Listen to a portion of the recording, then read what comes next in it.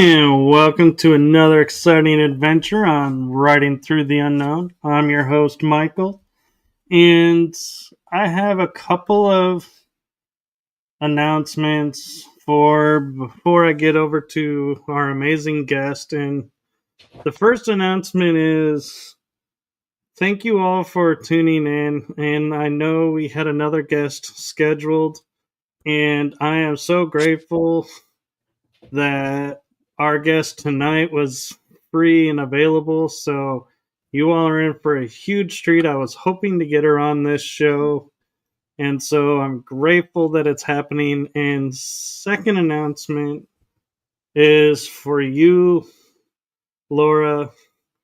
You threw me off because it's a Starseed. I was like, wait, how am I supposed to introduce you? But I just want to say my heart and my show's heart to you. Thank you for your service and the sacrifice that you did in serving the country and yourself. You're welcome, Michael.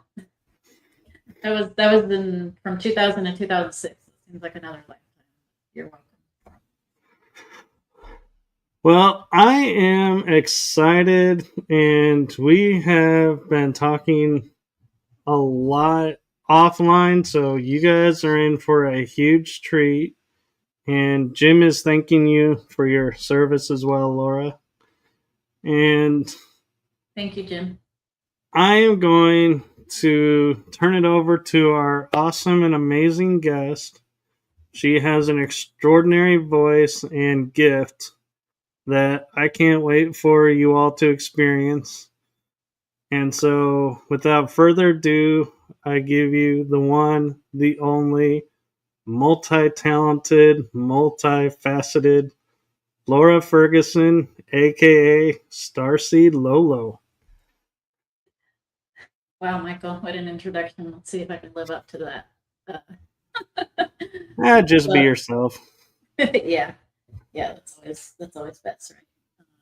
Best policy. So, Laura Ferguson is my real name, and that's also my author name. I've authored a few children's books in English and Spanish, 2023, 2024. More recently got into a novelette, sci-fi, fantasy, parallel life, really cool, series started, and I'm screenwriting that right now. Starseed Lø Lø comes from my music artist name, which I started songwriting.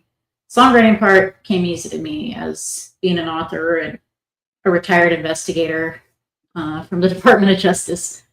The part that wasn't as easy and still isn't as streamlined, I guess, is the actual, singing. And because I don't have musical training, and I started that early 2024, so I've actually teamed up with a couple producers on an app called BandLab, which is a social media app basically for music artists and the likes. And I found a wonderful producer. His name is Charles J. Cliff in Canada, a wonderful guitarist.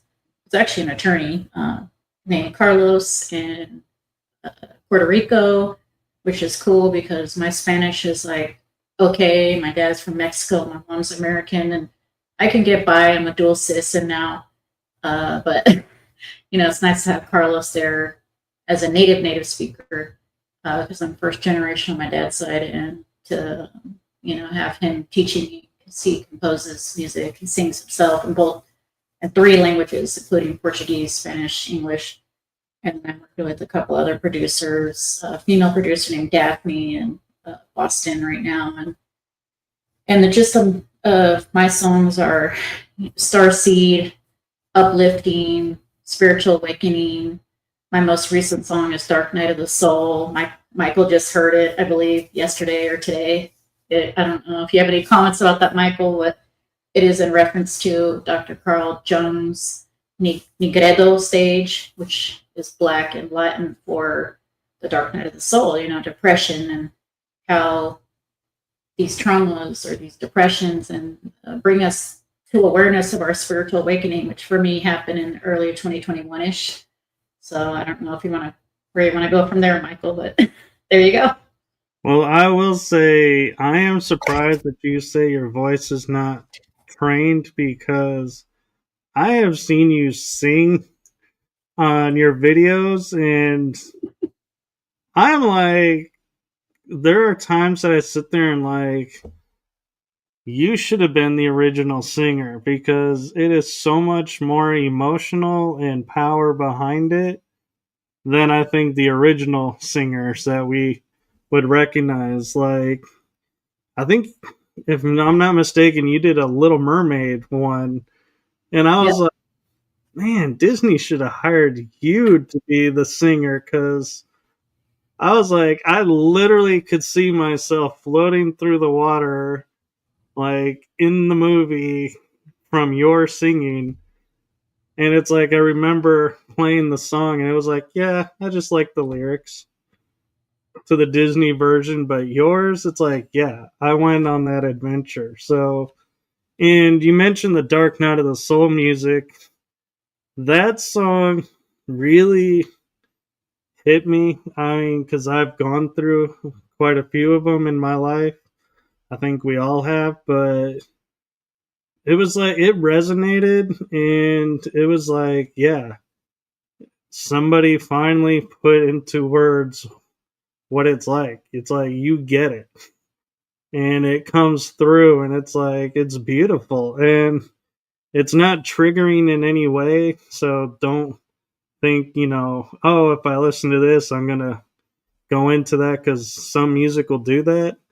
I don't think yours does that. I think yours just kind of allows someone to know you're not going through this alone because you went through it, and your song relates, I think, to everybody can relate to it and feel less alone going through it, which I know is strange because Dark Night of the Souls you do on your own and you find the healing within, but there is comfort, I think, that comes from the song. So thank you for that.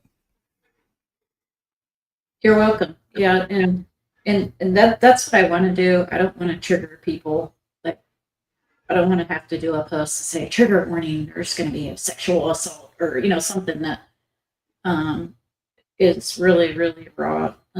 Because I feel that we hear a lot of this on the news, which I avoid the mainstream news. And when I did listen to things, I would binge listen to BitChute and Rumble, people such as yourself on Rumble, and I like it because it's not censored, and uh, so I really don't listen to the news, and it's a lot better for my mental health. And I like to talk about these things in the songs so people know that they're not alone when they're having a spiritual awakening, or someone's telling them they're crazy, or they have a condition or a diagnosis that they might or might not have. I'm not a medical doctor, okay? But just because somebody tells you you are something or you have something doesn't mean you have it, right? So we don't have to accept everything that we're force-fed. And I'm a retired investigator, so I really love to check facts. I was an auditor and investigator for 20 years, and I don't think I'll ever get rid of that. What is it? The left brain, and like the accounting mind, and the logical and reasoning. And I've opened up my right brain, obviously, with the performing arts. And thank you for your compliments too, because I'm pretty sure that a lot of the singing comes from parallel lives, because I have not been classically trained, and I am actually being coached, by a couple musicians, like the guitarists and composers that have been doing this for decades, and people in professional bands, things like that. And these people seem to just show up out of the woodwork, at the right time and the right place, and the divine timing of things. And it's like the order of operations and synchronicity and the flow. Like, you're with the flow, the more synchronicities you see, like whether it's 11:11 on the clock, or like for 6 months straight, I would always wake up at 10:25 p.m. if I went to bed earlier than that, obviously. And it just tells you that you're on the right track and that you're doing what you're supposed to do. And I literally binge listen to Bashar. I think that Daryl Umpus channelings with Bashar in practicing the formula, which is just a basic, basically just follow your passion in that moment. It can be something small, like I'm going to eat a cookie, or I'm going to sit down, or it could be something big, like I'm going to Disneyland right now, but it doesn't have to be something big. As long as you follow the rabbit down the hole of your passion in that moment, you will be led in perfect synchronicities in the universe. And so you were telling me before this show that you had the energy that surrounds us. Honestly, I thought it was a paranormal and it was that show, and now I'm finding out that you have this really cool other show called Writing Through the Unknown on Wednesday nights. And I've been interested in this UFO thing. I've watched, and as an investigator, and I learned about the Majestic 12. I got into Ancient Aliens like 25 seasons ago, whenever it started. I was telling people about Ancient Aliens. Like I told my mom, you gotta watch this. Oh my God, you don't know Ancient Aliens? The guy with the crazy hair, the Sukalos guy. And that stuff really started early 2021 for me, as it was in my early 40s. And it just kept on taking off. Like I would go on Facebook and for fun, do free tarot readings to practice, to see, is there something to this? Like, am I just BSing people? Like, am I just going to pull out an oracle card or, the 10 of Swords and tell them, I feel like you're an artist and you're a really good artist and you need to keep on doing it. Or you're good at teaching. Is there anything that you can do with teaching or something with your career or your love? And like 95% of the time I was accurate. And, they were just free ones. Like you just go in the Facebook groups and, I was just practicing, and it was really fun. And that's kind of where I started. And then it spun off into, eventually I interviewed authors until I absorbed so much. I came up with a book idea for children's books. My son was 5, and, a Conscious Kids series, because I didn't see a lot of Conscious Kid books at that time in 2023, even, a few years ago. And there weren't that many meditation books. And, when he was 5, he really wasn't aware of all that. And now that he's almost 8, he's like, Mom, I'm going to meditate. And I sat here for 60 seconds and, like I timed myself. And then I did a sacred geometry book after that, which really Robert Edward Grant, who I interviewed, which I was kind of like shaking my boots because he had just interviewed Danica Patrick. And then here I am, little old forensic accountant me, interviewing Robert Edward Grant, who, is on Gaia TV. And I was following him right before he came out with that Codex show on Gaia TV. I used to binge, watch all Gaia TV. Not anymore. I think I've already seen everything on there 10 times. But anyway, he inspired my sacred geometry book because he's a polymath and now I was a forensic accountant. And so I really love sacred geometry. And I couldn't find a sacred geometry book that existed for kids. Like it just didn't exist. So my second book actually won first place in the Book Fest Awards. And I didn't think that was going to happen. My first book won second place, but congratulations. Thank you.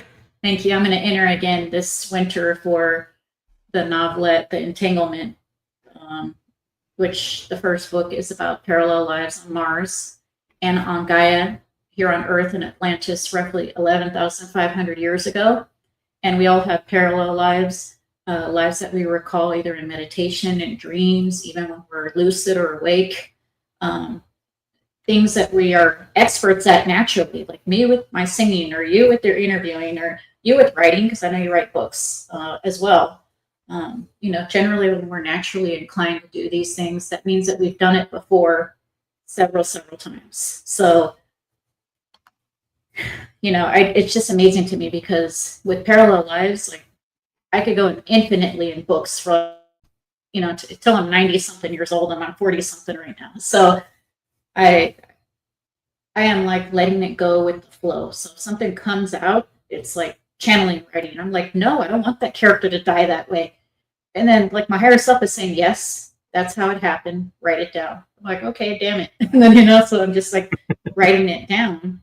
And then the way how I know that it was accurate, which all perceptions are valid, all experiences are valid, because we all have our own unique experience from our own perception point and our own consciousness container, as I call it in my book, which is our body. And so our consciousness container is unique, our experiences are unique, and which means they're all valid because we're all part of the collective entangled, just like quantum entanglement. And we also have the individual point, a perspective point. And so I talk about that, a conversation with your higher self in my last chapter of my book on the 26th chapter. And it's a pretty quick read. It's an hour and a half long audiobook. The ebook's going to come out probably in the new year. Right now, the audiobooks like Spotify, Google Play, something else. All the links will be down here, but my next book is going to be about the Orion Wars. I don't know what the higher self wants to do with the third book yet, but it was important for me to make the first one, to pitch it for a movie, because there are space wars in it. It shows it talks about the Atlantis destruction in a very fun, adventurous way with reptilians. Yes, I said reptilians. I call them reptoids in my book, kind of make up my own jargon there. Blue avian birds, humanoids. I have the ant humanoids on Mars. I have mantis insectoids. Of course, the ant insectoids are underground and have their own city.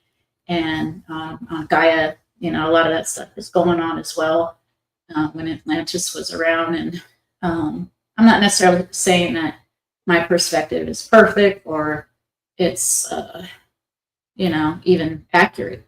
But for me, that's what I got in QHHT sessions when I was under hypnosis. One of those are actually public on YouTube, Alba Weinman. And, that the ET life from Mars is in that one. That's a blue Lyrian cat humanoid. And I have an illustrator, making these so people can see, what does a mantis being look like? What does an ant insectoid look like? It's not really a known ET, a lot of them are not common. And shockingly, on Gaia TV, like Greg Braden will say, oh, the Orion Wars is Star Wars. I'm like, no, it's not. None of it relates to Earth. None of it relates to Gaia. None of it even shows, reptilians, grays, or, like the mainstream ones that we're kind of either in contact with or that we have parallel lives as and that we know of. So for me to say that Star Trek, which is really cool, but, they are not the Orion Wars. So that's why I want to screenwrite my first book and then get the Atlantis destruction out of the way and how it ties to Mars, Tiamat, which is Planet X in my book. And, I don't really talk about the moon, but the moon was brought in after that because, all three were affected, the Tiamat planet, the water planet, and then Mars and then Gaia. And so I looked up, there's a couple like low budget movies about Atlantis. There's like one British series in the early 2000s, but there are really no movies that explain Atlantis, that explain the destruction, the Great Deluge, none of that. And so I thought it was important to at least start the discussion about it. I agree. And I will say, synchronicity and I see parallels between Star Wars and the Orion Wars, I'll admit. I'm not saying that, in my opinion, they're both the same, but there are parallels. And one that was synchronistic to me was when I was watching, I think it was episode 9, where Rey goes in the desert and buries the two lightsabers and then stands up and kind of is like, that's the end. Well, what's synchronistic about it is sometime in the past, I had told my parents, I said, yeah, I was a knight. And when we realized the fight was over, we buried our weapons, like lightsabers. So we buried them in the ground. And, you sit there and you're like, yeah, this is something being made up. I could easily be just making this up. But then when I saw it on the screen, I literally had tears like starting down my face. And I was like, oh my God, remember when I told you we did that? And it was like, to me, it kind of felt validating to see it on screen. that, yeah, this really did happen, because how could they pick that one scene to match my memory of 9 movies, being like, yes, I finally have one memory I can attach to this. Yeah. And you had the realization or the recall of the memory prior to seeing that, right? Right. Yeah. And A so, similar thing happened to me. But anyways, go ahead. yeah, but I think what's important though is, we don't always write down everything, because some things just sound so far fetched, and then later we're like, oh man, I wish I had written that down, because no one's gonna believe I said this or did this before this came out. And it's like, but it's true. And that's, the sad reality is, because there's so many people out there that are doing the quote disinformation or false news, that when we go to share our experiences, we get viewed under heavier scrutiny now than in the past, because it's not the subject matter, it's the, are you really telling, how much proof do you have to your story now, versus before. It's like people would be like, oh, that's really cool to, or really that happened to you, tell me more. Now it's, where's your proof? How much proof do you have? Who's validated this for you? Where did you get that? And it's like, it's not fair in a way, that we are under such scrutiny now, trying to share our honest and authentic experiences. And that's a word, when talking about your music, why I think your voice resonates the way it does is because it's authentic. You don't have an agenda to the song like the artists do that are singing it. They're like, they want the hit, they want it to go number one. You're just singing it to sing it. And so that's why I think it resonates better. So you're saying I'm keeping it real. Yeah, I think you do. And you're singing from the heart, where other people are singing from other people's hearts, because they're using songs that somebody else wrote. That's true. And now when I listen to an artist, even if I've heard them 500 times prior, I go down and I look at the credits and I see who wrote their lyrics. And if it's like them and 2 other people, I don't care. But I place a lot of value in having them write their own lyrics, even if they're one of 3 people, because that is coming from their heart. That's coming from their higher self, and it is keeping it real. And I told myself, self, you come out with children's book, yeah, your son is in it, this and that. What if you make $0 on it? Are you still going to do it? And I said yes. I said okay, so I'll do it. And then that rolled into another one, and then another one, and then a Spanish version, and then the sacred geometry one, and then publishing for a couple other people. One of them is a dentist in New York, and helping other people on kind of mentoring. I think I like to mentor people and kind of train people. I got a lot of that leadership stuff from this training and stuff, and helping others from the military, and so that's stayed with me. And I have a Master's of Art in Organizational Leadership, but a lot of that stemmed from the military.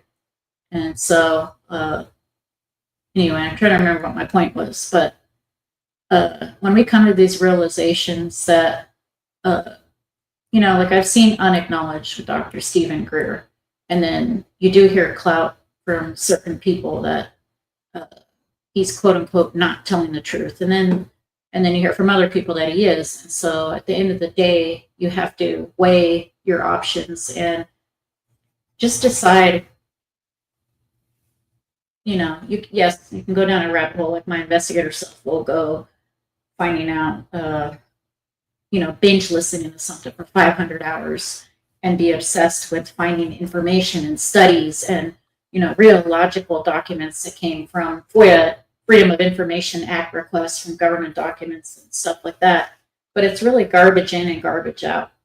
So, how can you really verify a source document depending on where the source is, and if that person has passed away and it's decades now, such as like the moon landing, like it's something that happened in the late 60s and all these Apollo missions and these people that are literally on their deathbed making confessions about moon landings and, misinformation or true information. And, Roswell is still, there's been a lot of hearings about the UFO disclosure stuff. And unfortunately, a lot of that clout with a lot of the people that are not being honest have made the way a little bit more challenging for us. And so when we do come out and we say, we're involved with the hybrid program and can I prove that? No, not necessarily. It's not in the astral. I'm a hybrid mother or something. If we say something like that, it's outlandish because unfortunately there are those plants and distractions that are out there that are either being funded, or backed. And so, yes, I believe that there are some factions that are, I guess, throwing clout out there to confuse and distract the masses, if that makes sense. It does. And one thing I want to ask about and make sure bring awareness to is the Starseed Nation Official LLC. Can you share what your mission and and what that's all about? Yeah, so Starseed Nation Official LLC, it actually started out as a couple different LLCs when I lived in California before moving to Florida. It was Starseed Metaphysical Shop LLC, which was primarily for publishing and for books. That's when like the children's books started, and then I actually published a couple other authors under that LLC. Prior to that, I was Aztec Indigo Moon, so I'm about a third Aztec, and that's when I was just doing the readings on Facebook, and wasn't making a lot of money because most of it was free, and just for training and practicing. And now, it's really actually a blend of the music side of it, the conscious music, and the books, which are being screenwritten for movies, for pitching to a movie, because the book has a lot of action in it. It's literally a space war between Mars, planet Tiamat, and Gaia. And there's blue avians falling out of the sky. There's lasers going on. A lot of the technology is what you have seen in like Star Wars and Star Trek. And so there are going to be a lot of parallels because a lot of us, and you're a space warrior, I'm a space warrior. You can just kind of tell by the person's energy if they have any kind of connection to Orion or the Orion Wars, which happened in actual reality of time. There's no time with the present, but in our experience of time, millions of years ago, the planet prior to going to Mars, it said that these incarnations in consciousness containers in a higher fourth dimension reality, or at planet Maldek, and that they ended up incarnating and moving to Mars. And then this happened in my book, in the Atlantean, destruction / Mars. And then, they have actually, a lot of them have re-experienced themselves here in Earth. And so if we have an affinity toward any of the information, you were there, I was there, and so you having that, not episode, but that incident realization of like literally crying when you saw the burying scene. I had something similar happen when I read a hypnosis book. I think her name is Sarah Bryce Cosmic, something like that. And she's on Gaia on a few shows. And I read her hypnotist journey to Atlantis, or something like that. This is like 5 years ago. This was before I even got the idea about this one and got my own, hypnosis session, QHHT session. which is a Dolores Cannon method, and there's a few variations on it. But I actually contacted her and said, "Oh, hi, I saw you on Gaia, and I read your book." She has like 5 books or something now, but then I think she had 2. And I'm like, in the hypnotist journey, at the end, like literally a week or 2 before, it was a Lionsgate portal in like 2021. I didn't know what that was. And when I was meditating, I kept seeing lions, like 2 of them. Like it was literally a gate with 2 lions. And then I found out about, well, the Lionsgate, it's just like a spiritual thing. It's a fun thing. I didn't know what it meant. And I had a meditation. It was by myself.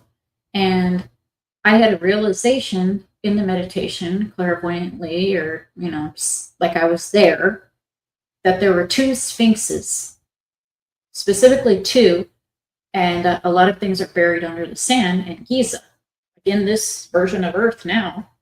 And I was a cat, Lyrian ET. And so this was like 4 or 5 years ago.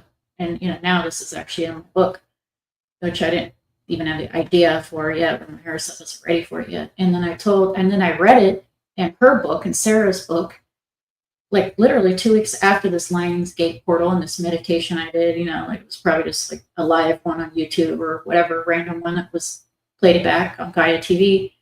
And I said, oh my gosh, I knew that the Sphinx was under the desert. And actually, I went and got a session with my friend who does Akashic Records.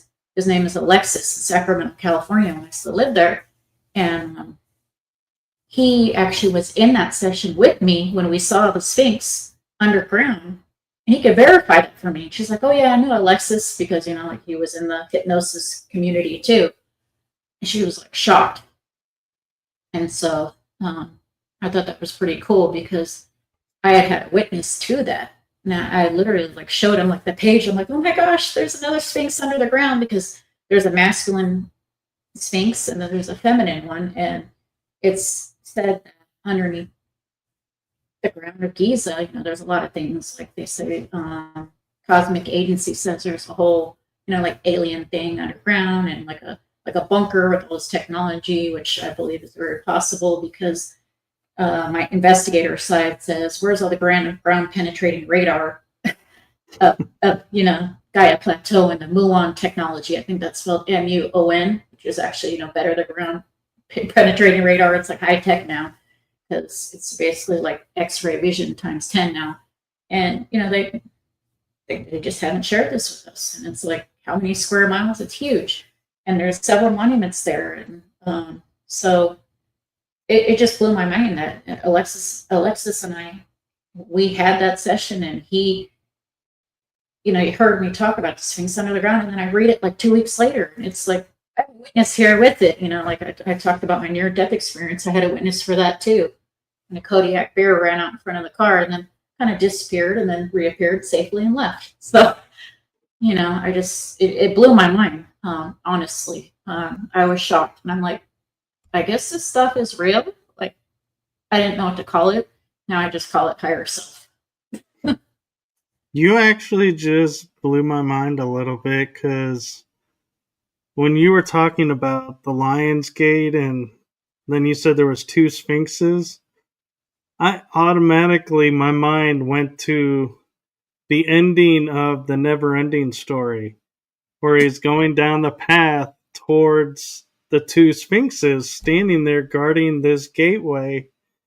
And I never thought about it as like the Lion's Gate. And how only the ones that are of the right energy can get through. And it's like, I don't even remember how he got through, but I know he did, where everybody else couldn't. And I was like, oh my God, I never thought about it as like a Lion's Gate, an activation gate. It's a rite of passage, and you're right, because a couple years ago, I'm showing my kid, and he's, he doesn't care. He just wants to like go play with his toys. He's like 6 years old then, and I'm like, oh my gosh, there's 2 lions right there in the Never Ending Story. And I'm like nobody else cares but me, but I'm like, that's freaking cool. And I realized that too. And, it's a rite of passage. And that's a big synchronicity because that means that we're in an experience and synchronized because like our vibe is our tribe type of thing, and uh, we're on the right path, man. We really are. Like when And all those kind of things happen, it's just validating, right? I look at it too, and I see Sebastian is the earth form, and Atreyu is an altar, and they're in sync, and they're remembering and reading and experiencing each other's stories. And it's like Sebastian knew about Atreyu, but I don't think people understood in the movie how Atreyu understood who Sebastian was. Because how could he know about this human on another world? He's not reading a book, but there are scenes where he talks about, wait, who's Sebastian? I think he even calls him out by name. Mm-hmm. And it's like, wait a minute, how is this possible? And it's like, now it's like I'm looking at it through a new lens and going, they're the same people, different. One's an alter, but they're the same consciousness. Have you ever gotten into like the whole oversoul thing and 144,000 and all that? I have. Okay. So yeah, like when I'm binge listening to Bashar, because a lot of times he'll correct people and tell them that that's not you, that's just another fractal of you. And then the person will ask, after that, well, are we the same oversoul? And then he's like, yeah. And so what it seems like, I'm not sure if it's in all instances, but in most instances, it seems like our parallel life, like in my book, basically I'm the blue Lyrian of Mars, and I'm also the human in Atlantis at the same time. And I do remember that part with the Sebastian thing. That might also be a reflection of the higher self and the physical self as well. Yeah. It really just depends. But yeah, it could also be just parallel lives. And um, I believe that when we go into the consciousness container that we go into for an experience, that we choose how thin we want our veil to be, right? And it's all in divine timing.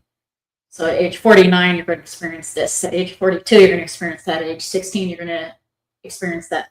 At age whatever, you experience, these milestones, kind of like stepping stones. And the synchronicities are beautiful because there's been times that I asked my higher self, give me a sign. Please give me a freaking sign. Am I writing the book correctly? Because there's some crazy stuff in here. Like it moves really fast. There's a lot of action. Warrior walks out with the reptilian head, and then they're like freaking going, and then there's a jaguar, and like it's just very fast moving, and then a lot of people die, and it's not like the typical happy ending story. And the moral of it is that it doesn't matter because we never die, and our energy is infinite. And so our consciousness container is just a container for an experience, and our transference of it is infinite. And so it's not going to matter. And it's not even so much about reincarnation because it's an everlasting present moment. It's just a perspective that is different, at the consciousness container and that perspective at that time, even though there really is no time. That's how we experience it, like a movie, like a film strip, And right now, our film strip is as Michael and as Laura or Starseed Lø Lø at this time, at this point, and that we chose to be here in the quote unquote new age, of the Gaia reality, really returning to ourselves. And the more we stay in the moment at our highest passion, like me being here with you, and thank you so much for having me. I'm getting really juiced up from all this information because I don't have a lot of people that actually speak to me about this stuff. I'm in northern remote Florida now, and so I'm not in Northern California anymore by Mount Shasta and all that kind of stuff. And I do have one really good friend. Her name is Marcy Kosich. She's a tone healer, so she sings very high tones. And I read her book, and that's how I met her. She lives in Reno, so she wasn't that far from Sacramento. But other than her, this is my fill of my spiritual weird. And now you have me. Yeah. So now I have you. And so I don't know where you want to go with that, but I mean, we've talked about the Iranian wars. I kind of touched on it a little. That I did join the military in this life. I call myself a warrior, but I'm a 5'2" petite woman. But like inside, I'm a warrior. And so I when I found out about the Iran wars or first heard about them, like binge listening Gaia and all that, it's oh, hey Sheila, how are you? That's my that's my music professional friend who helps me. She's in Boston. Ooh, very She's cool. yeah, and she's a medium. So shout out to you, Sheila. But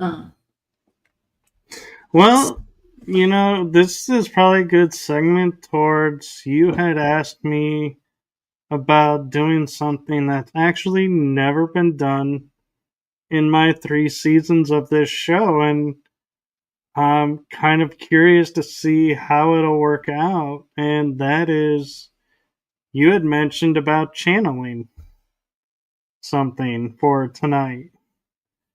So, do you feel like you have time to do that still? And do you still want to do that? definitely, All right, so I just got to get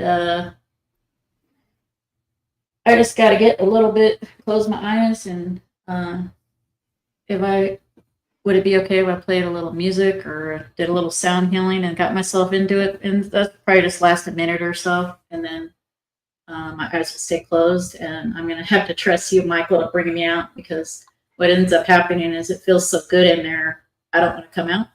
oh, I know. So, And I don't really have a lot of control over what's going to come out or who's going to come out. I've had anyone from Julius Caesar to Houdini and unknown ETs in between. So I don't have a lot of whoever needs to come out, it will come out. all right, and do you want to? How do you want me to know when to bring you out? Higher self is telling me you're going to know when. Okay. Now, if there's like a point where just like I got to open up my eyes, this is enough, and it's a lot of energy, or I'm getting tired, I'll do it naturally. But higher self says either you're going to do it naturally or I'm going to do it naturally. It doesn't matter. All right, and we talked about ways, and so it'll be another first for the show. We have a few sound effects that we talked about using for this one. So yeah, just let us know what you need, and we'll go from there. All right. Oh, that's the mystery school guy. I forget your name, sir, but I watched a couple of your Jim. Jim, I love your videos. You have some really good stuff. I've been watching your YouTube a bit. All right. So let me get in the mood here. Let me see if I can turn off this light. It might get darker, okay? It's gonna get darker. It's okay.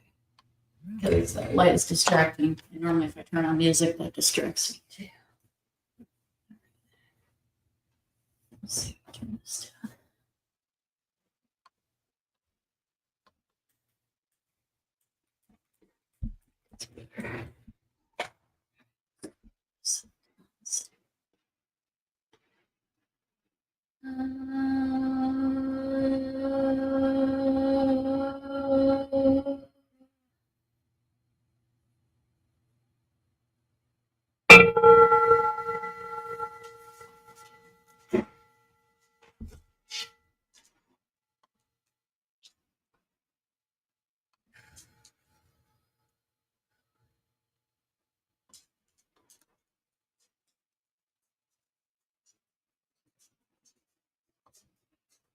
All right, they're telling me that you have a burning question, Michael. I don't know what that means.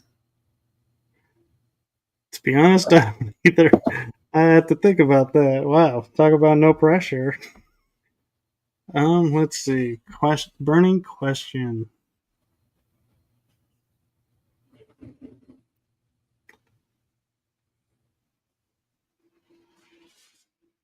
Hmm.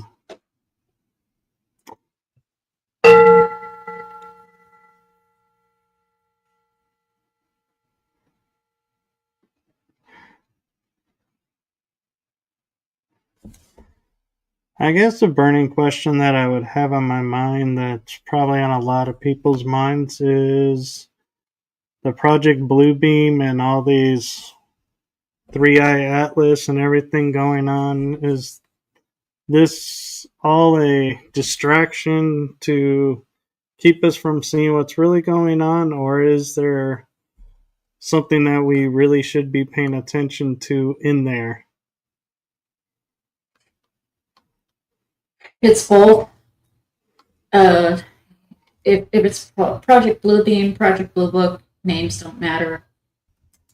Any kind of information that you can actually scrub and either find on the internet or even by word of mouth of a lay person, short of like Bob Lazar, under a lie detector, is that's the surface stuff is mostly a distraction. However, intrinsically, looking within is always the best answer. You can have as many facts as you want or you can in front of you, as many to last a lifetime. At the end of the day, literally, it's up to you to decide and to feel into what you feel serves you best. If it keeps you in the highest vibration and the highest frequency state of mind, you're always going to make the best decision for yourself in that moment. If it's something that is, quote unquote, as they say in the new age community, low vibe, this is probably not something that is best served spending your time listening to. And honestly, it's more than likely a waste of time going down rabbit holes. And this one right here, she was an investigator and used to binge listen things in the background when she worked at home. So if they were in the background, she did learn a lot. She liked to listen to different perspectives of different political parties, different backgrounds, even different languages, Spanish, English, things like that. And she did learn a lot. And she's gotten to the point where tools are fun to use. That could be anything from a tarot card to watching TV or being on your phone device. Again, this is something that you can only decide. The distractions are there in place to distract you away from much deeper meanings and to keep you from going within. Does that make sense? It does, and it in a way makes sense why a lot of people are waking up now, as before it seems like more people are starting to question what they've been a part of and who they are. Is that the goal of going to the next level of humanity's growth, that we are those who are to awaken are waking up? Yes, in the game of ascension, because the experience is real. Okay, the experience is always real. The reality is not real. However, the experiences, that's where the value lies. Is that? So in the ascension game right now, it's a reflection from within what is without, because there is nothing without and nobody without. And so it is all within. And that is why they actually say that it's not the mind that's within the body, it's the body that's within the mind. And yes, our connection, it's not that our connection to each other is getting stronger, jumping to another level. We are just playing that game in a chess game of ascension. Does that make sense for an experience? It does, and I'm curious, and I guess my real burning question is, I have dreams and visions of using what I was taught in programs to turn against those that are performing these programs against people's will. And I feel like there's more that are waking up and doing the same. Is that true? And is that like the ascension process for those in the programs is learning how to turn the tables, so to speak. Now, when you say programs, please elaborate. Are you saying MK Ultra? Are you allowed to say that? MK Ultra, the secret space program. Mm-hmm.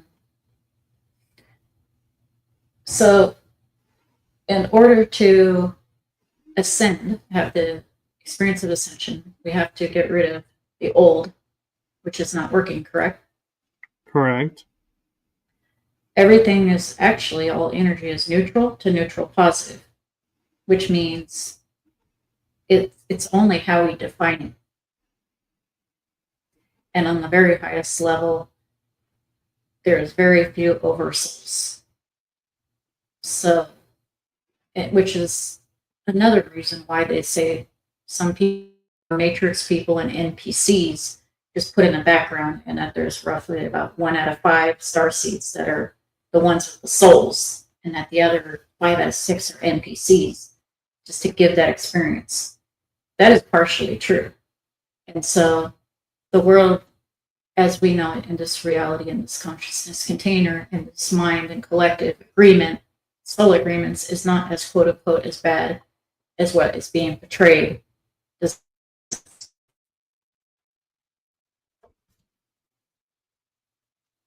Being that it's neutral to neutral positive and only how we define it.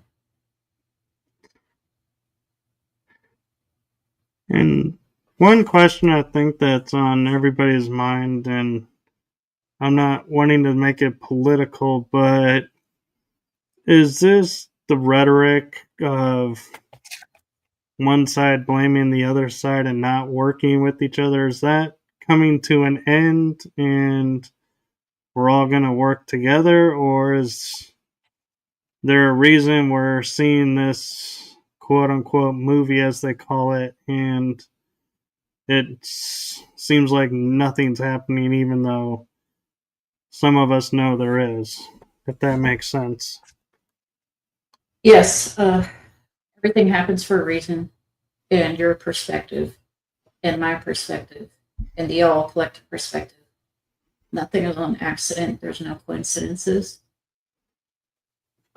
Therefore, it's not in vain. It's not for nothing.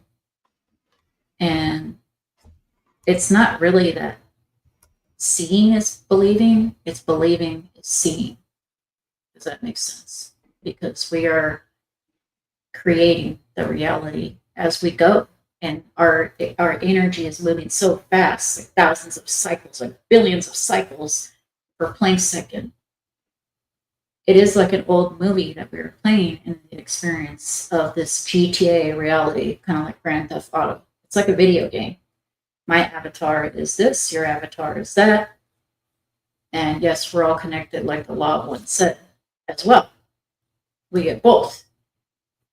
And they say roughly about 2% of our consciousness is in this consciousness container, while 98% is still as source. The ether as a whole, consciousness as itself. So remember, anything that does seem to happen, which again, it's not real, the experience is real, which is a hard concept for humans to perceive. This being speaking is from the 10th dimension. It doesn't have a name. Names are not important. The being wanted to say that. So it's like not needing a name. In these other dimensions, we don't need names because we just have our own frequency signature. Does that make sense?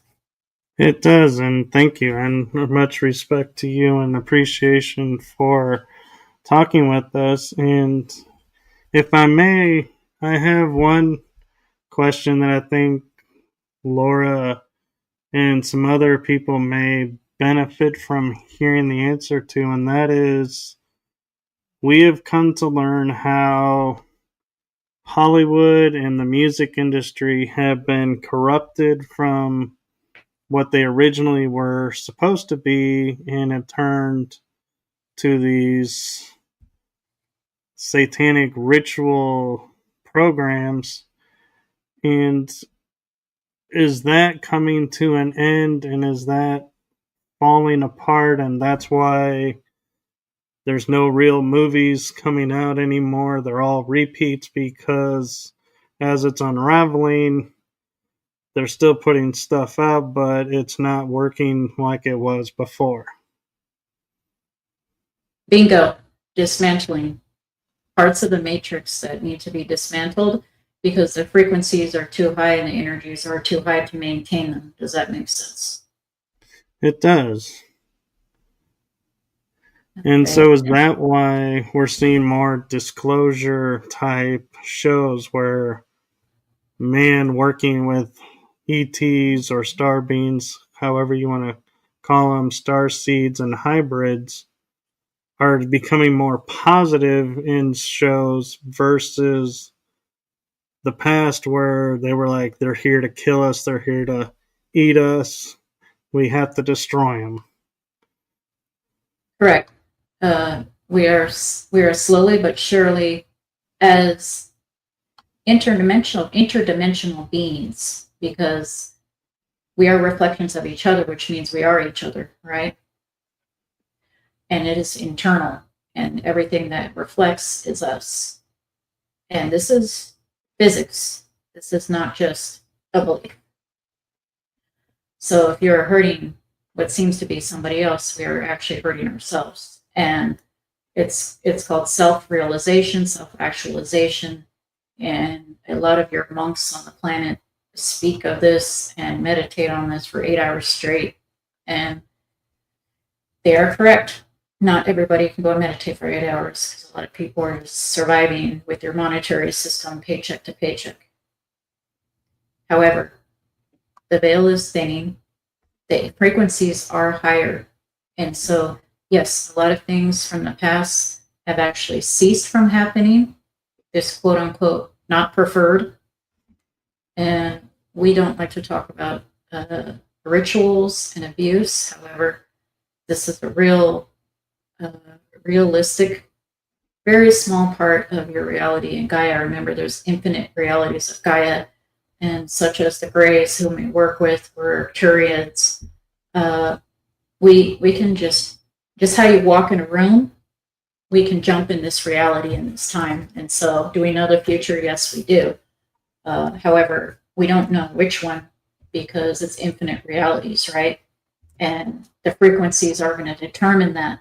And a lot of the teachings that you need to know from being a small child is very basic teachings that we are all connected, like the law of one, that we have an individual perspective point, but it is much stronger that we are actually more connected, and not just in quantum entanglement, in actual entanglement, and that what we do affects every reality and every infinite reality. Does this make sense? It does. And is that going to affect the med beds that are coming and going to be supposedly helping everyone? Is it going to be based on energy alignment, or is there other stuff that people need to do to start preparing for getting a med bed experience? This med bed ideology is obsolete already. The technology is actually way more advanced than that. It's more like a whole room experience that is a chamber. And no, it's not a bariatric chamber. This is a very advanced technology that we have shared with Earth, and that other beings have shared frequency methods, frequency devices. You know how they call it electromagnetic pulse technology? Yes. It kind of works like that, except for it's frequential pulse technology, more so. And we are just giving a rough estimate. By the year 2050, a lot of your diseases that you know of will be obsolete. So medbed technologies are therefore already obsolete. And unfortunately, there are quote unquote fakes and frauds who say they have a medbed or they have a light pyramid or something. And this is what we say at the end of the day, because we live hundreds, if not thousands of years by our sheer will, and our frequency is Nobody is healing you other than yourself, because you are a source and a creator of yourself. Makes sense. It does. And so I wonder a lot of times, because we're talking about energy on the quantum level and healing on a quantum level, do we even need a device, or is it something that we can just ask for and it happens? Are you familiar with water diviners, sir? Yes. Are you familiar that with your own body, you can be the water diviner? You don't need the sticks and all this. Right. Yes, I've experienced that, different forms of using the body to heal and answer questions. Yes, it starts from within. And when you teach your children, which hybrid children will be integrated sooner than you think, half humanoid, half grays, sometimes half Pleiadian. So the hybrids will physically be around when the frequency is high enough. And when the frequency is high enough, all the youth in the lands will be taught how to heal, quote unquote, heal themselves. And not only heal themselves, prevent these things that we call diabetes too, and MMS and CRPS and pain regional this and that, and fibromyalgia. A lot of these things will be a thing of the past and the old ways. And as our frequencies get higher and higher and higher, we say R because we are you and you are us as well. And nobody is higher than anybody. That's just an experience. So we say 10th dimension. It's just another version of you. Just like how the Greys came here and hybridized because they could no longer mate, and they got rid of emotions, which ultimately was not smart on their part. However, they have soul contracts and agreements with people such as Laura and yourself, Michael, to be part of this hybridization program. That's a whole nother side story that we can get into another time. And we went off on a tangent. We're sorry. No, I appreciate the information. And there was a question of these healing technologies, are they like crystal chambers? And I'm also curious, are there certain crystals that can be used to bring in, help to activate the starseed strands of DNA that are within us? It's not necessarily the strands, because our whole consciousness containers are piezoelectronic and magnetic, and it's more so the beliefs. So if we believe that we can levitate something, we can. If we agree that in this reality, we can. If that's why we say it starts with training the children from when they're very young, and this time of realization of having not just superpowers, but being able to live hundreds of years in a physical container experience, and then having the option to move the consciousness to another physical container. That technology is already around. Replicator technology is already around. Replicator can replicate anything that you would like. Food, anything that is made of quote unquote matter in your language. Nobody will be hungry. Nobody will without water or air with replicators. Med beds, like we said, are outdated because the frequency will be so high that technology won't be needed. It doesn't mean that there won't be other technology. Just like a starfish can regenerate a whole limb when it's cut off, that technology is already available. And so I don't think we would classify that as a med bed. That's just one example of if we were in a war, quote unquote, or a space war, an intergalactic war, and wars don't happen that much anymore in galaxies and realities because frequencies are getting higher everywhere in every reality. Does this make sense?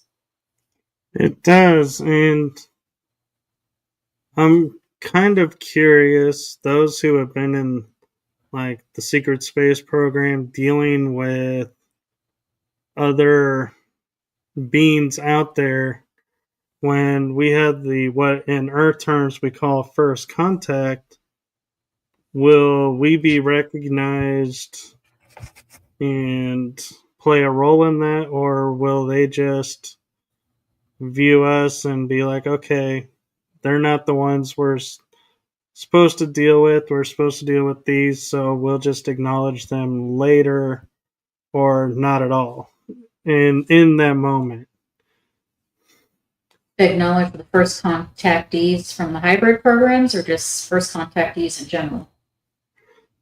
I'm just in my mind. I'm playing out first contact and being like, oh, those who from the programs will be like, I recognize. There'll be a connection of recognition, and will that be acknowledged, or will they focus on the people who are standing before them, saying, we're here to represent humanity, and we would like to extend the olive branch of peace and friendship, so to speak? It's going to be more the latter than the former. However, remember, as frequencies get higher, the connection of the entanglement is stronger, which means telepathically the knowingness is stronger as well. Does that make sense? It does. And thank you for that. And if I have two questions from the people watching in the chat room, if it's okay for them to ask. Yes, we have a lot of time. Okay, so at Anchor Haven is asking, can you share a name for my 10th dimensional aspect, please, to help me connect? They told us Lyrian. Strong Lyrian. They don't have names of 10 dimension, but they say Lyrian ties. Cat means the Lyrian constellation. There's blue Lyrians, there's others that are not blue. They are humanoids. And strong ties are shown here in not just ancient Egypt, but all pyramids and any structure with that shape, because that shape is very important to creation. Not only does it point to the sky, it's basically going from a flat to a 3-dimension, which is creating the higher self, the physical self, and the spiritual self. Does this help? She says, okay, thank you. And the second question we have is from Jim, who's at Lucier Mystery School. And his question is, am I doing everything right for my mystery school channeling? They say self-love. Are you channeling your self-love? And what does this mean to you to follow not only your highest passion in that moment, or moment to moment, with no expectations on the outcome, which is challenging for humans and other beings of the like. But self-love is very important. Loving oneself is loving the all. This makes sense. Thank you. And so one question I'll ask for myself is, in 2026, the new year coming, am I going to be able to balance better my spiritual growth, podcasting, and writing books and all these projects that are going on in my head? Or am I going to be able to figure out how to do everything in smooth ways, or is it going to be one of those, I have to go through the challenge to get the light on the other end? Well, first of all, Michael, you're one of us. You do have ties to Arcturus, as well as Sirius and Lyra and Pleiades and several, too many places to count, as you probably know. Second of all, it's the synchronization principle. We believe Bashar Collective speaks of it. Synchronization principle basically just means that everything comes in divine timing, the order it's supposed to. Another thing we will tell you to deal with the perception of time in the human reality is that if something doesn't get done that day, you have 5 things on the list and 2 things got done, the synchronization principle has perfectly aligned with the way it's supposed to.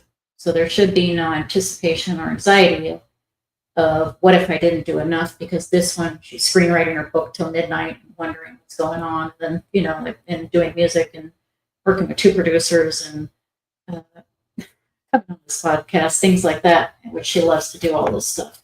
As long as you're in your highest passion in that moment, does it really matter what you're doing in that moment?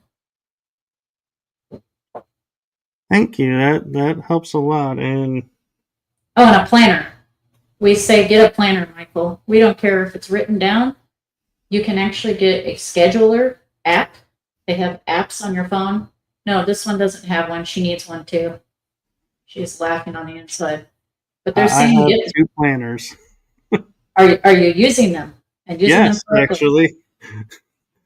Okay. Well then with synchronization, you're doing better than this one, because she has alarms and calendar invites going off and doesn't even have to. Yeah. I don't always remember to put stuff in the planner, but I am using them. Okay. So even if you have to set alarm reminders 5 times a day, do what you feel will help you organize to get through the day. Take that one day at a time. But again, the synchronization principle will only allot you what you are supposed to get done within that day, because there are no accidents. Does that make sense? Yes. And one more question from the chat room is at Vaughn.P-I4J is asking, am I in alignment? I think this is Laura Lula's friend, and the answer is sometimes. And that sometimes you can have one foot in the other side and the other foot on a different side. So just make sure that you are doing in the moment what feels right with you. Nobody else knows this. You can have an identical twin with 100% same DNA as you. They are not the same consciousness or spirit. Only you know this. And so it doesn't feel good to be neither here nor there. If you're in between stuck, or you feel like you're stuck, it's impossible to be stuck because energy is always moving just to have the experience. However, the experience of feeling that way is real. Even in the Matrix, experience is real. If you have one foot over here and one foot over there, make up your mind. What did they say? Crap or get off the pot. That's our answer. I love hearing 10th dimensional beings using Earth terms and actually using them right. That is so funny. It's so great because...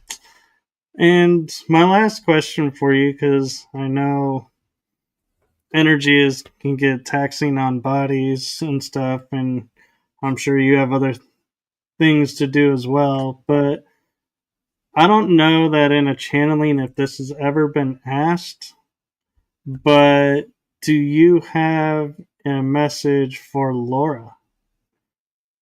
Oh, good one. She didn't expect that one. And we just want her to know to keep doing what she's doing. That, her doubting herself with music or even screenwriting, which is way different than book writing. And she did her first audiobook, and we're so proud of her. Everything is synchronized and beautiful, and she's very busy, just like such as yourself. And even in the podcast, it was a synchronicity. She's actually crying a little right now, which is her, not us. And because there's 2 Michael podcasts.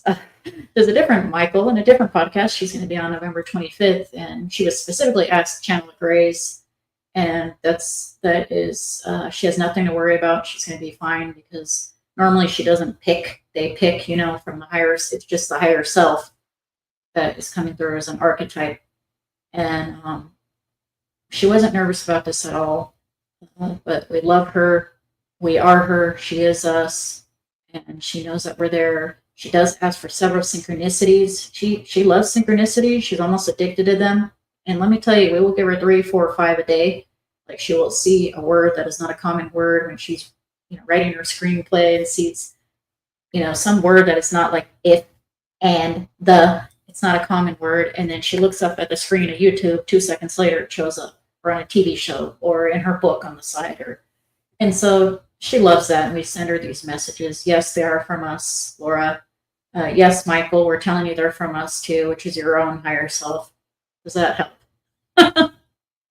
It does, and thank you. And from my heart to you and all who are around you, thank you for sharing this time with us. And I feel like now would be a good time to bring Laura back, and peace to you and love and light to you. Thank you, brothers. Thank you, sisters. We love you all, and you're all doing great. Everything is in perfect timing. Everything is for the highest good of the all. Even if it's a moment you don't prefer, change it. That's what we say. Have a great night. Thank you. You too. All right. Just a minute.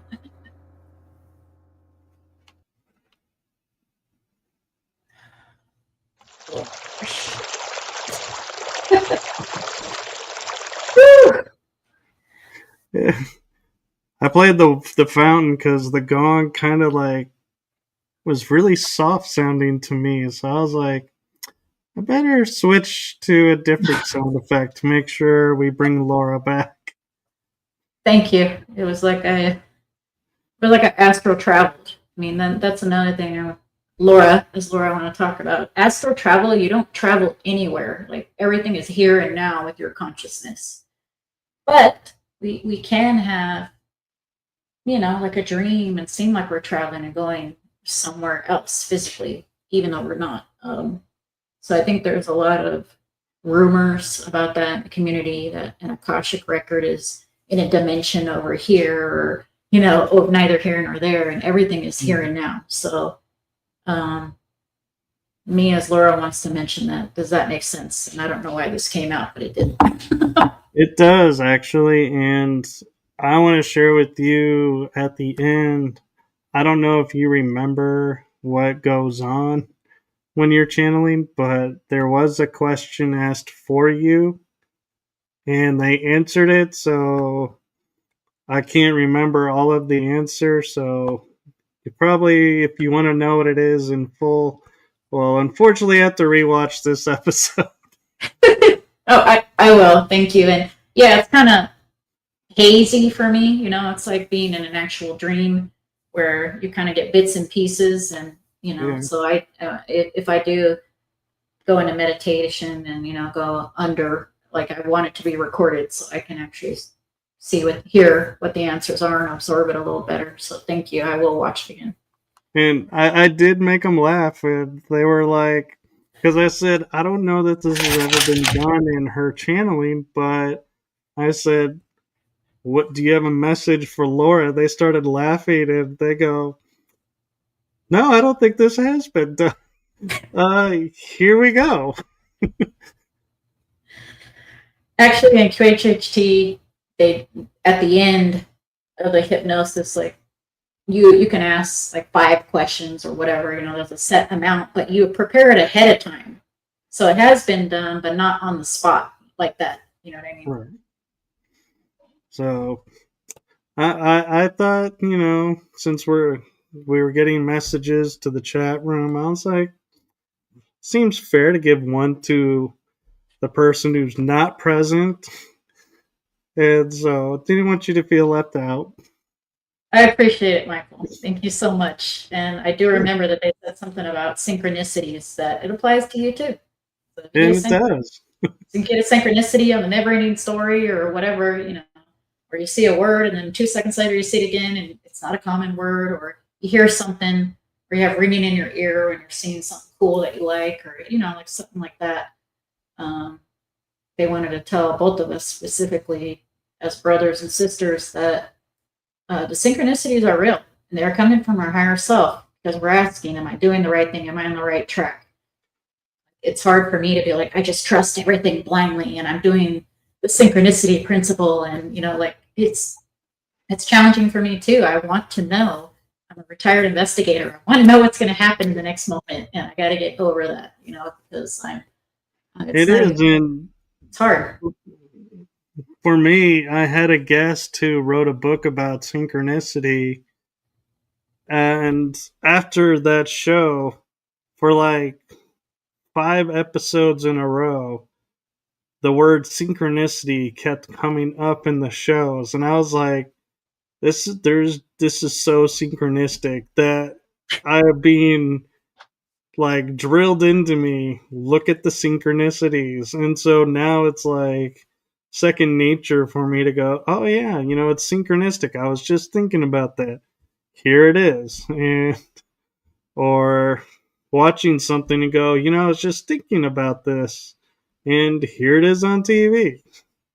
Yep. That's the higher self sending you a message because you asked for it.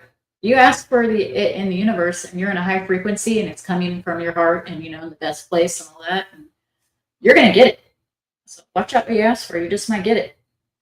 And if you want to find 5 pennies in that day, you might end up finding that 5 pennies in that day or a feather, I say she, I'm almost still in the third person here in dream world, but I do find actual feathers on the ground. These ones I didn't make myself, but I love bird feathers and I love crows. It can be another discussion another time. The crows told me I was having a spiritual awakening, not physically, of course, but energetically, and that's a whole nother story with the crows and the Dark Night of the Soul song, which has crows, in the picture.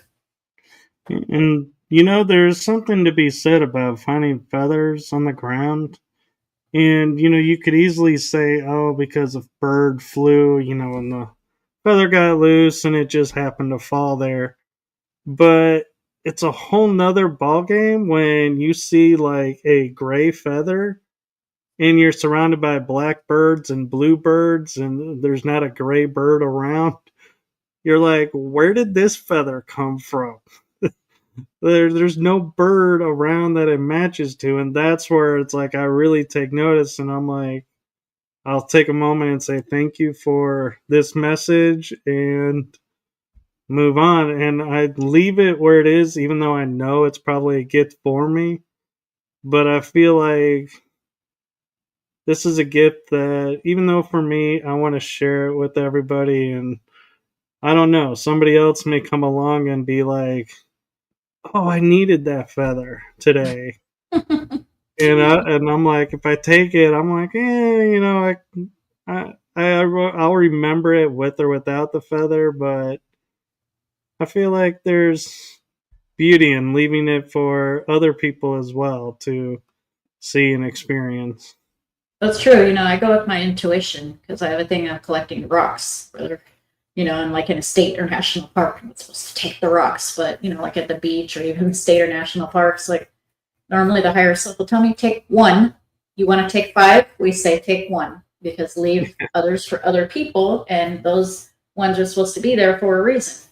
No, don't take that one. I'm like, oops, sorry. And then, no, don't take that one. Okay. And then I'm like, okay, I'm going to take that one. Yeah, that's fine. Don't take any more, Laura. I'm like, dang it. But, so I use my intuition.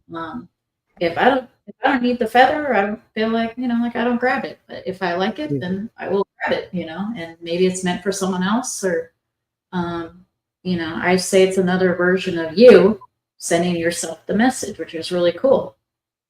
Whether you take it or not, it's for you. And I love how you get that too, is like, I'll hear in my head, oh, pick one, this is a gift for you. And I'm like, ooh, I like that. No. I'm like, and like you're saying, you go for a different one. They're like, no. It's like, why don't you just tell me which one you want me to pick? Well, instead of going through this long puzzle of figuring out which one I'm supposed to take, because I'm obviously going somewhere else with it. Yeah, sometimes it's just meant for the experience. Other times, part of the experience is actually taking it home with you. And, it's trusting your intuition. And actually, that's an analogy for life. The other day I said life is just a distraction. It is. But it's more importantly and deeper, it's an experience. And the analogy of life is moment to moment and living in the moment. And if in the moment your higher self says take the damn feather, take the damn feather. If they say no, then don't take it. That's a good way of your compass, your inner compass of practicing. Because we don't need a tarot card to tell you something. We are our own, intuitive being. However, they're props and they're fun, and these sound healing things and all of that stuff, and tuning forks. And do we need it? No, we don't. And I have about 20 oracle decks and tarot decks and stuff, but they're fun, and then like the feathers are fun. And maybe I want a black feather, and I saw a white feather, and so next time I'll hope for a black one. You get it, and that's an analogy of life, just moment to moment, by using your intuition. Yeah, and I love how you have like 20 plus decks, because so do I. And it's always fun of going, I know I need to do a reading. Which one is it? No. And I'll finally go, is it on this row? No. Is it on this row? No. Is it in this column? Yeah. Okay, I got a choice of 4 now. Which, narrowing it down. Learning the game to narrow it down. Exactly. And as long as you follow your intuition, you can't go wrong. Remember, everything's synchronized anyway, so there really is technically no wrong decision that you can make, which is kind of cool on a higher level. Yeah, and Jim was just mentioning he loves the moon backdrop of yours, that it's really cool. I was like, yeah, we were talking about that earlier when we started. It's like really cool how people are starting to be able to do those. But yeah, and so thank you for coming on. And we have, I'm going to plug this in January. Laura will actually be on my other show, The Energy That Surrounds Us. So look for that, and you never know when she'll be popping back up on this show, or maybe multiple episodes on the other show, or both. I'm not going to deny her if she wants to come on any of the shows. Yeah, or if you just want a channeling session, could even be a quickie, 30 minutes. I'm open to anything, because there's a strength in numbers, right? Like, do you remember that show from the 80s called Out of This World, with the girl who was an alien and she put her fingers together and stopped time? Oh yeah. I don't know. I keep on thinking of that, but that keeps coming up, and so I liked it, as a youngin' back then. But there is a strength in numbers, because there is. The more star seeds are together, or people that love paranormal stuff and all that, metaphysical, anything, Native American, spiritual, all that, we have a strength in our numbers. So I don't necessarily have a lot of people around, physically here, and I'm in a remote area that I can feel like, all right, let's do channeling. And I literally have one friend, my friend Marcy Reno. She's really the only one that we really bounce, reflect back, because we can't be objective with ourselves. And so, yes, I can do a reading for myself, or be pulling cards out and be intuitive to a point. Sometimes we're meant to be collectively having that experience with someone else. So that's what I'm saying. If you just want me to come on and channel for 30 minutes, I could do that too. We don't have to get into my life story every time when the viewers already know about it. It's a little boring too. Definitely. And Jim was saying more readings, please. And I was going to say, check out her socials. She does them almost daily. So you can always catch her, or she'll be doing a song. And so yeah, she has amazing stuff on her channels. So keep an eye out on those, and subscribe and follow along. And I just want to say, Starseed Lø Lø and Laura, from my heart and my show's heart, thank you for what you're doing for humanity. Oh, thank you for what you're doing, and thank you for having me on here, because a lot of us have a voice because of people like you. And that is one thing that, I love about doing this, is giving a voice to those who may not feel like they have one. And so thank you. And I am so grateful that it actually is being noticed. It is being noticed. And your work is being noticed as well. So, everybody's work's being noticed, and everybody has a role to play. And I just think it's amazing how we're connecting now, and everything is, here comes that word again, synchronistically falling into place and divine timing. Yep. And I know I'm scheduled to be back January 20th. However, I'm open to be back sooner if synchronistically it's supposed to happen, or if there's a need for channeling or anything else. Anything else that we want to ask them about, because it's a surprise of who we get and what they answer to me too. I'd rather have no prep ahead of time, because that just keeps it in the moment. And so I'm open to being back. It was funny when you approached me, just so people know, as you were asking me, is it okay to channel? Some people want this group or this group, and I don't know who's going to come. And I was like, I used to channel. I know there's no guarantees, so let's try it, and whoever comes through, comes through. And I think it worked perfectly. I think it went really well. Cool. I look forward to re-listening. I hope you all have a great night, and I will make sure I'm following everybody who's listening and the likes. I think I've literally gone through your friend list and followed like 500 of your friends already. So, but I will continue doing that, because it's big to give each other support in the community. It's not just the strength in numbers and the energy and all that. It's uplifting to all of us. It is. And if you feel like a channeling, and you're wanting to use a platform, reach out and we'll see if we can't make it happen. All right. Sounds good, Michael. And thank you, everyone who's listened and who will listen to the recording. And hope everyone has a wonderful Thanksgiving. I know it's next week, but you can never have too much gratitude in this world, I think. And so hope everyone has a wonderful week and a wonderful Thanksgiving, and we will see you all on the next episode. Have a good night, everyone.